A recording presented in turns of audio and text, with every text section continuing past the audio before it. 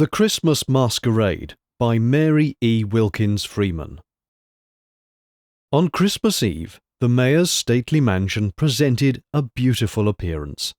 There were rows of different-coloured wax candles burning in every window, and beyond them one could see the chandeliers of gold and crystal blazing with light. The fiddles were squeaking merrily, and lovely little forms flew past the windows in time to the music. There were gorgeous carpets laid from the door to the street, and carriages were constantly arriving and fresh guests tripping over them. They were all children.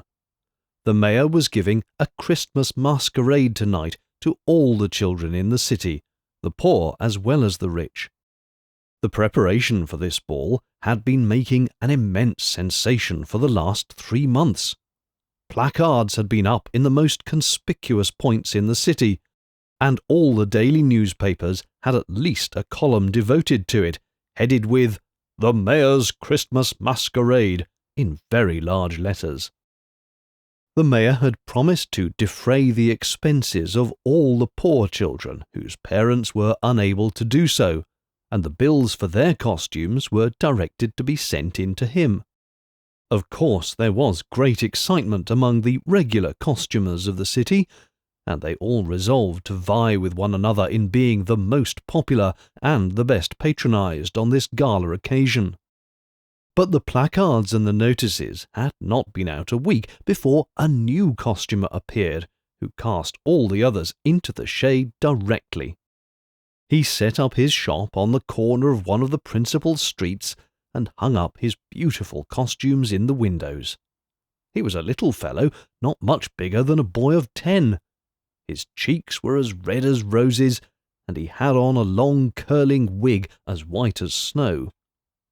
He wore a suit of crimson velvet knee breeches and a little swallow-tailed coat with beautiful golden buttons. Deep lace ruffles fell over his slender white hands, and he wore elegant knee buckles of glittering stones. He sat on a high stool behind his counter and served his customers himself. He kept no clerk. It did not take the children long to discover what beautiful things he had, and how superior he was to the other costumers, and they begun to flock to his shop immediately, from the mayor's daughter to the poor rag-pickers. The children were to select their own costumes. The mayor had stipulated that. It was to be a children's ball in every sense of the word. So they decided to be fairies and shepherdesses and princesses according to their own fancies, and this new costumer had charming costumes to suit them. It was noticeable that, for the most part, the children of the rich, who had always had everything they desired, would choose the parts of goose girls and peasants and such like, and the poor children jumped eagerly at the chance of being princesses or fairies for a few hours in their miserable lives. When Christmas Eve came, and the children flocked into the mayor's mansion, whether it was owing to the costumer's art or their own adaptation to the characters they had chosen, it was wonderful how lifelike their representations were. Those little fairies, in their short skirts of silken gauze, in which golden sparkles appeared as they moved with their little funny gossamer wings like butterflies, looked like real fairies. It did not seem possible, when they floated around to the music, half supported on the tips of their dainty toes, half by their filmy purple wings, their delicate bodies swaying in time, that they could be anything but fairies. It seemed absurd to imagine that they were Johnny Mullins, the washerwoman's son, and Polly Flinders, the charwoman's little girl, and so on. The mayor's daughter, who had chosen the character of a goose girl, looked so like a true one that one could hardly dream she ever was anything else. She was, ordinarily, a slender, dainty little lady, rather tall for her age. She now looked very short and stubbed and brown, just as if she had been accustomed to tend geese in all sorts of weather. It was so with all the others, the Red Riding Hoods, the princesses, the Bo Peeps, and with every one of the characters who came to the mayor's ball. Red Riding Hood looked round with big frightened eyes, all ready to spy the wolf, and carried her little pat of butter and pot of honey gingerly in her basket. Bo Peep's eyes looked red with weeping for the loss of her sheep, and the princesses swept about so grandly in their splendid brocaded trains, and held their crowned heads so high, that people half believed them to be true princesses. But there never was anything like the fun at the mayor's Christmas ball. The fiddlers fiddled and fiddled, and the children danced and danced on the beautiful waxed floors. The mayor, with his family and a few grand guests, sat on a dais covered with blue velvet at one end of the dancing hall and watched the sport. They were all delighted. The mayor's eldest daughter sat in front and clapped her little soft white hands. She was a tall, beautiful young maiden, and wore a white dress and a little cap woven of blue violets on her yellow hair. Her name was Violetta. The supper was served at midnight, and such a supper! The mountains of pink and white ices, and the cakes with sugar castles and flower gardens on the tops of them, and the charming shapes of gold and ruby-coloured jellies. There were wonderful bonbons which even the mayor's daughter did not have every day, and all sorts of fruits, fresh and candied. They had cowslip wine in green glasses and elderberry wine in red, and they drank each other's health. The glasses held a thimbleful each. The mayor's wife thought that was all the wine they ought to have. Under each child's plate there was a pretty present, and everyone had a basket of bonbons and cake to carry home. At 4 o'clock the fiddlers put up their fiddles, and the children went home. Fairies and shepherdesses and pages and princesses, all jabbering gleefully about the splendid time they had had. But in a short time what consternation there was throughout the city. When the proud and fond parents attempted to unbutton their children's dresses in order to prepare them for bed, not a single costume would come off. The buttons buttoned again as fast as they were unbuttoned. Even if they pulled out a pin, in it would slip again in a twinkling. And when a string was untied, it tied itself up again into a bowknot. The parents were dreadfully frightened, but the children were so tired out they finally let them go to bed in their fancy costumes, and thought perhaps they would come off better in the morning. So Red Riding Hood went to bed in her little red cloak, holding fast to her basket full of dainties for her grandmother, and Bo Peep slept with her crook in her hand. The children all went to bed readily enough. They were so very tired, even though they had to go in this strange array. All but the fairies. They danced and pirouetted, and would not be still. "We want to swing on the blades of grass," they kept saying, "and play hide and seek in the lily cups, and take a nap between the leaves of the roses." The poor charwoman and coal heavers, whose children the fairies were for the most part, stared at them in great distress. They did not know what to do with these radiant, frisky little creatures into which their Johnnies and their Pollies and their Betsies were so suddenly transformed. But the fairies went to bed quietly enough when daylight came, and were soon fast asleep. There was no further trouble till 12 o'clock, when all the children woke up. Then a great wave of alarm spread over the city. Not one of the costumes would come off then. The buttons buttoned as fast as they were unbuttoned. The pins quilted themselves in as fast as they were pulled out, and the strings flew round like lightning and twisted themselves into bow knots as fast as they were untied. And that was not the worst of it. Every one of the children seemed to have become, in reality, the character which he or she had assumed. The mayor's daughter declared she was going to tend her geese out in the pasture, and the shepherdesses sprang out of their little beds of down, throwing aside their silken quilts, and cried that they must go out and watch their sheep. The princesses jumped up from their straw pallets and wanted to go to court, and all the rest of them likewise. Poor little Red Riding Hood sobbed and sobbed because she couldn't go and carry her basket to her grandmother, and as she didn't have any grandmother, she couldn't go, of course, and her parents were very much doubled. It was all so mysterious and dreadful. The news spread very rapidly over the city, and soon a great crowd gathered around the new costumer's shop, for everyone thought he must be responsible for all this mischief. The shop door was locked, but they soon battered it down with stones. When they rushed in, the costumer was not there. He had disappeared with all his wares. Then they did not know what to do. But it was evident that they must do something before long, for the state of affairs was growing worse and worse. The mayor's little daughter braced her back up against the tapestried wall and planted her 2 feet in their thick shoes firmly. "I will go and tend my geese," she kept crying. "I won't eat my breakfast. I won't go out in the park. I won't go to school. I'm going to tend my geese. I will, I will, I will." And the princesses trailed their rich trains over the rough, unpainted floors in their parents' poor little huts, and held their crowned heads very high and demanded to be taken to court. The princesses were mostly geese girls when they were their proper selves, and their geese were suffering, and their poor parents did not know what they were going to do, and they wrung their hands and wept as they gazed on their gorgeously apparelled children. Finally, the mayor called a meeting of the aldermen, and they all assembled in the city hall.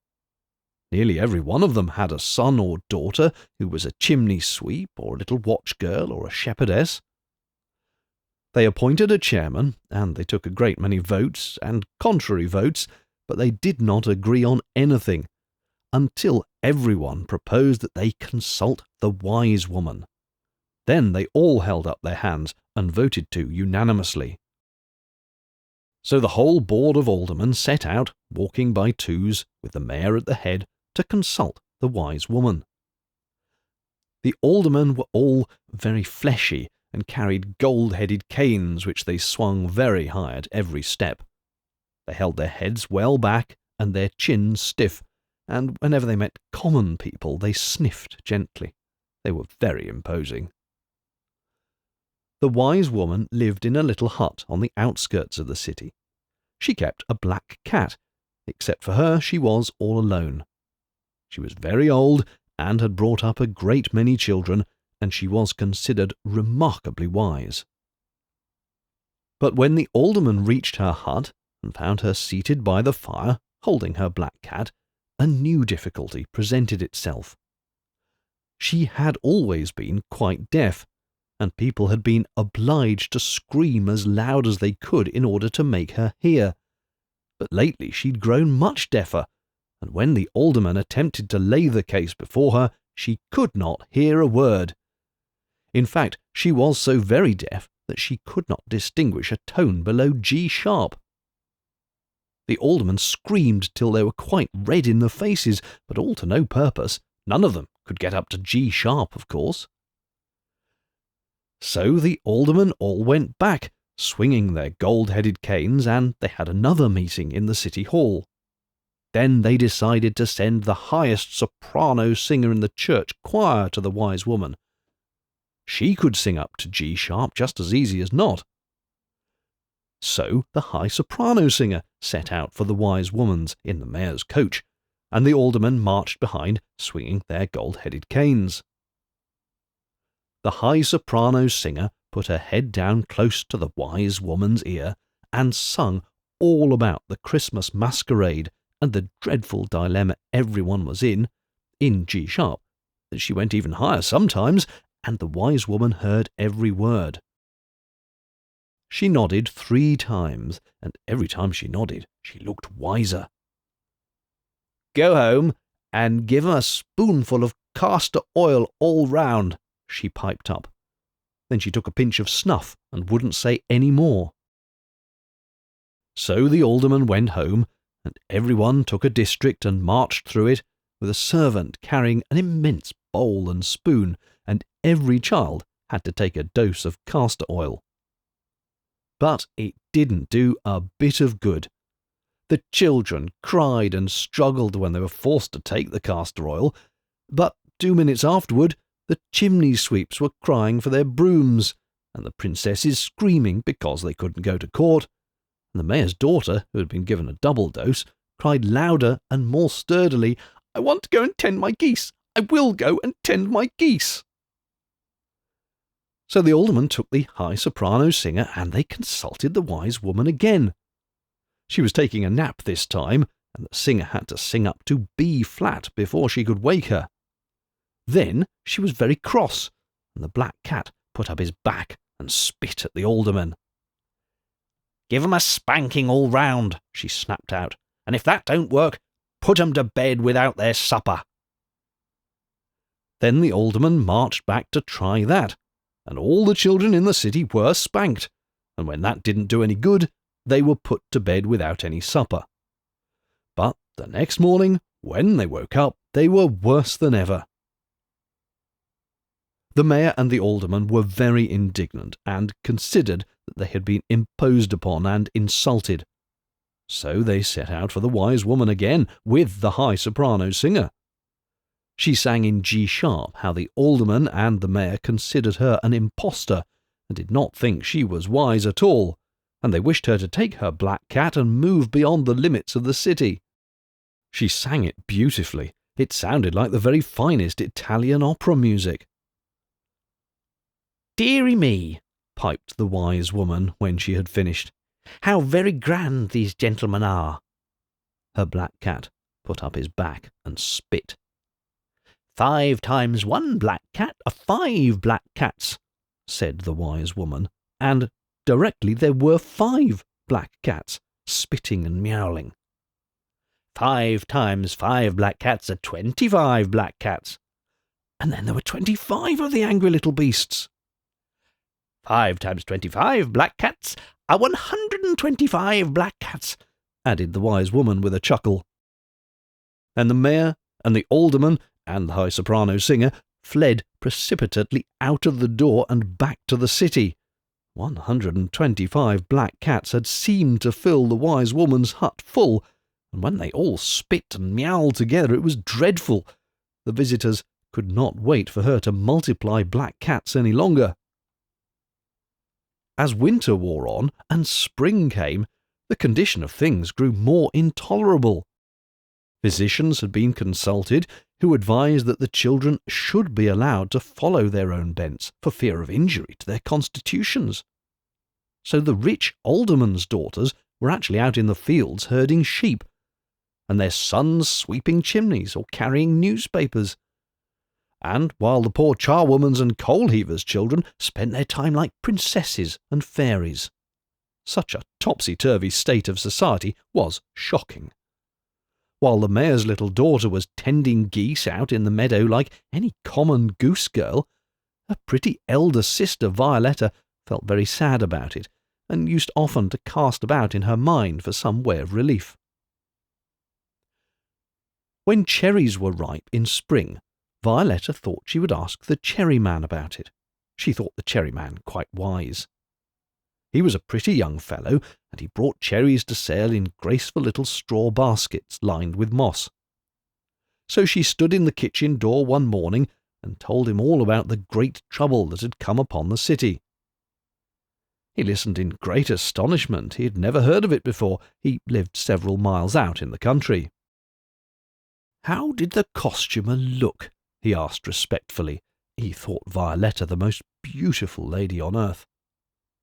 Then Violetta described the costumer and told him of the many unavailing attempts that had been made to find him. There were a great many detectives out, constantly at work. "I know where he is," said the cherry man. "He's up in one of my cherry trees. He's been living there ever since the cherries were ripe, and he won't come down."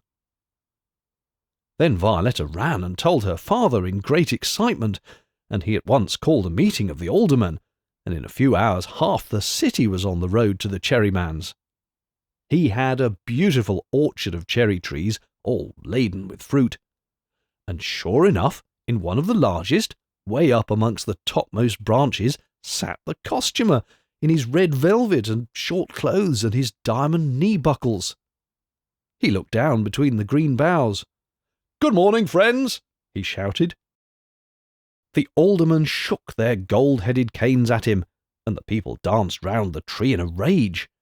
Then they began to climb, but they soon found that to be impossible. As fast as they touched a hand or foot to a tree, back it flew with a jerk, exactly as if the tree pushed it. They tried a ladder, but the ladder fell back the moment it touched the tree and lay sprawling upon the ground. Finally, they brought axes and thought they could chop the tree down, costumer and all, but the wood resisted the axes as if it were iron, and only dented them, receiving no impression itself.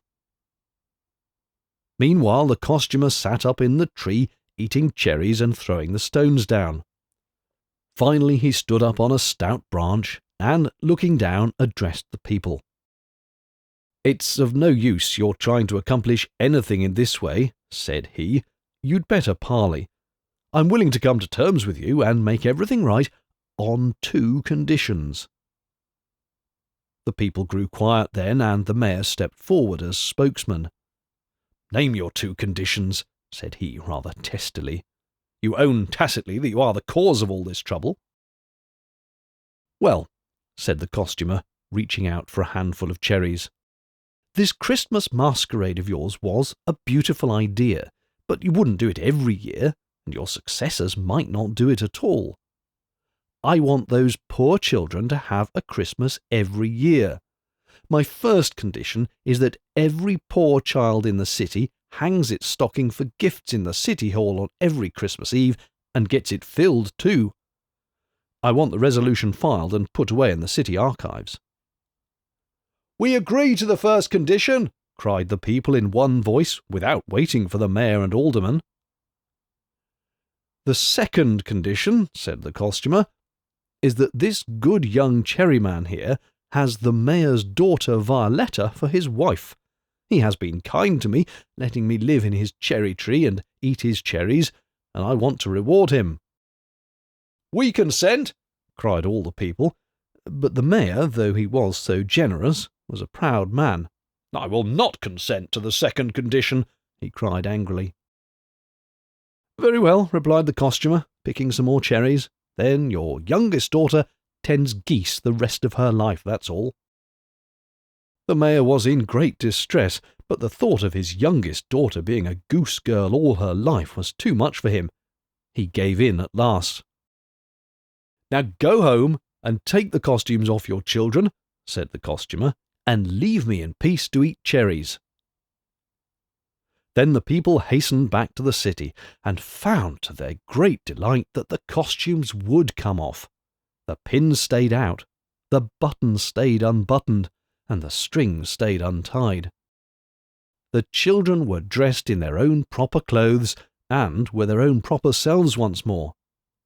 The shepherdesses and the chimney sweeps came home, and were washed and dressed in silks and velvets, and went to embroidering and playing lawn tennis. And the princesses and the fairies put on their own suitable dresses, and went about their useful employments. There was great rejoicing in every home. Violetta thought she had never been so happy, now that her dear little sister was no longer a goose girl, but her own dainty little lady-self. The resolution to provide every poor child in the city with a stocking full of gifts on Christmas was solemnly filed and deposited in the city archives, and was never broken. Violetta was married to the cherry man, and all the children came to the wedding and strewed flowers in her path till her feet were quite hidden in them. The costumer had mysteriously disappeared from the cherry tree the night before, but he left at the foot some beautiful wedding presents for the bride, a silver service with a pattern of cherries engraved on it, and a set of china with cherries on it in hand painting, and a white satin robe embroidered with cherries down the front.